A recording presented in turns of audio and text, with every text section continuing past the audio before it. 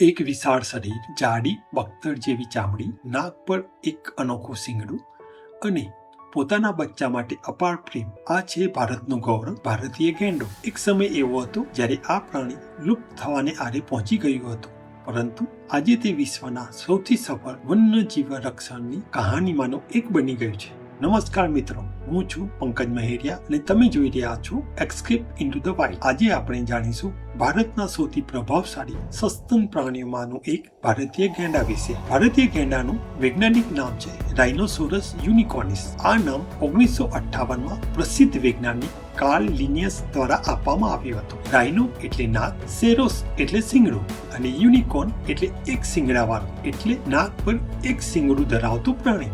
વિશ્વમાં આજે ગેંડાની 5 જીવિત પ્રજાતિઓ જોવા મળે છે. તેમાં ભારતીય ગેંડો એશિયામાં જોવા મળતી સૌથી મોટી ગેંડાની પ્રજાતિ છે.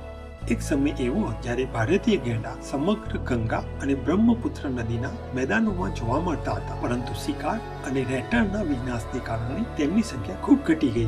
આજે ભારતમાં તેમની સૌથી મોટી વસ્તી કાઝીરંગા નેશનલ પાર્ક આસામમાં જોવા મળે છે. આ ઉપરાંત તેઓ ઓબિતોર wildlife sanctuary, Orang national park, Manas national park, Jaldapara national park અને ગોરુમાર નેશનલ પાર્કમાં પણ જોવા મળે છે. ભારતીય ગેંડો એશિયાનો સૌથી મોટો ગેંડો છે. પુખ્ત નરનું વજન 2000 થી 2700 કિલોગ્રામ સુધી પહોંચી શકે છે. માદાનું વજન 1600 થી 2000 કિલોગ્રામ જેટલું હોઈ શકે છે. તેમની લંબાઈ 3.5 થી 4 મીટર અને ખભા સુધીની ઊંચાઈ 1.7 થી 2 મીટર હોઈ શકે છે. તેની સૌથી ઓળખપાત્ર વિશેષતા છે તેનું એકમાત્ર શિંગડું. હોર્ન. આ શિંગડું હાડકાનું બનેલું નથી, પરંતુ તે કેરેટીન નામના પ્રોટીનનું બનેલું છે. આ એ જ પદાર્થ છે જેનાથી આપણા વાળ બનેલા છે અને નખ પણ. ગેંડાનું શિંગડું સામાન્ય રીતે 20 થી 60 સેન્ટીમીટર લાંબુ હોઈ શકે છે. જ્યારે બચ્ચું જન્મે છે ત્યારે માથા ઉપર શિંગડું હોતું નથી. ઉંમર વધતા ધીમે ધીમે તેનો વિકાસ થાય છે.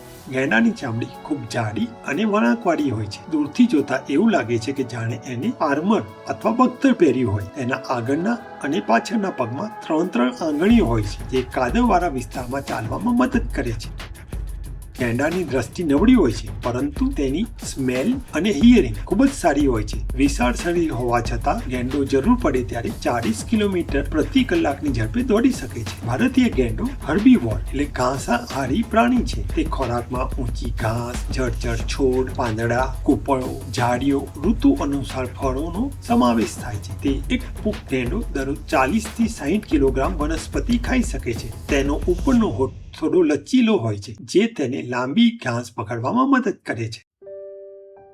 ઘણીવાર આપણે જોઈ શકીએ છીએ કે ગેંડાના શરીર પર પક્ષીઓ બેઠેલા હોય છે. આ પક્ષીઓ ગેંડાની ચામડી પર રહેલી ટિક્સ નામની જીવાત અથવા અન્ય પરોપજીવીઓને ખાઈ જાય છે. આ સંબંધને મ્યુચ્યુઅલિઝમ એટલે સહજીવન કહેવામાં આવે છે. પક્ષીઓને ખોરાક મળે છે, ગેંડાને જીવાતોથી રાહત મળે છે. કુદરતમાં આ એક સુંદર પરસ્પર સહયોગનું ઉદાહરણ છે. ગેંડાઓને કાદવમાં આરોટવું બહુ ગમે છે. કાદવ શરીરને ઠંડુ રાખે છે, સૂર્યની ગરમીથી બચાવે છે, જીવાતોથી રક્ષણ આપે છે. એટલે ગેંડા માટે કાદવ કુદરતી સનસ્ક્રીન અને રક્ષણ કવચ તરીકે કામ કરે છે. માદા ગેંડા સામાન્ય રીતે 5 થી 7 વર્ષની ઉંમરે પ્રજનન માટે તૈયાર થાય છે. તેનો ગર્ભકાળ લગભગ 15 થી 16 મહિનાનો હોય છે. સામાન્ય રીતે માદા એક જ બચ્ચાને જન્મ આપે છે. બચ્ચું જન્મે ત્યારે તેનું વજન 50 થી 70 કિલો જેટલું હોઈ શકે છે. બચ્ચું લગભગ 18 મહિના સુધી માતાનું દૂધ પીવે છે અને લગભગ 2 થી 3 વર્ષ સુધી માતાની સાથે રહીને જીવનની જરૂરી બાબતો શીખે છે. માતા અને બચ્ચા વચ્ચેનો સંબંધ ગેંડાના જીવનનો સૌથી સુંદર ભાગ છે. પરંતુ આ સુંદર પ્રાણી માટે એક સમય એવો હતો જ્યારે તેનું અસ્તિત્વ જોખમમાં હતું. ગેંડાના શિકારની ગેરકાયદેસર માંગને કારણે મોટા પ્રમાણમાં શિકાર કરવામાં આવ્યો. કેટલાક લોકો માનતા હતા કે ગેંડાના શિંગડામાં ઔષધીય ગુણ હોય છે, પરંતુ વૈજ્ઞાનિક રીતે સાબિત થયું છે કે તેમાં કોઈ ઔષધીય ગુણ નથી. તે માત્ર કેરેટીનથી બનેલું હોય છે, જે આપણા વાળ અને નખમાં પણ હોય છે. આ ખોટી માન્યતાઓ અને ગેરકાયદેસર વેપારના કારણે હજારો ગેંડા માર્યા ગયા હતા. ગેંડાના સંરક્ષણની કહાનીમાં એક ખૂબ અનોખો પ્રસંગ છે. ગેંડા માર્યા પછી જપ્ત કરવામાં આવેલા ગેંડાના શિંગડાઓને નષ્ટ કર્યા પછી તેમની રાખમાંથી કાઝીરંગામાં એક અનોખું સ્મારક બનાવવામાં આવ્યું છે. આ સ્મારકનું નામ છે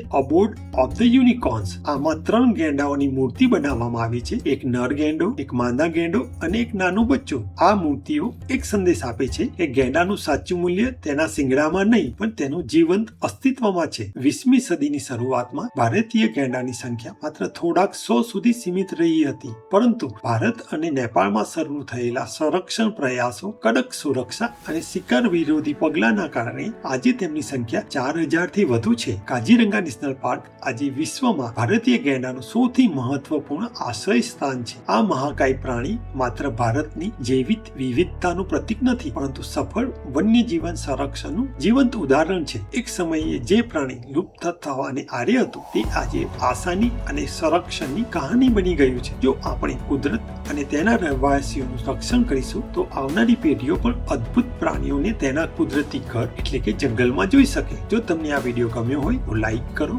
શેર કરો અને એસ્કેપ ઇન્ટુ ધ વાઇલ્ડને સબસ્ક્રાઇબ કરવાનું ભૂલશો નહીં અને એન્ડમાં હાઈપ આપવાનું ભૂલતા નહીં. ફરી મળીશું કુદરતની એક નવી અને રોમાંચક સફર સાથે. Thank you.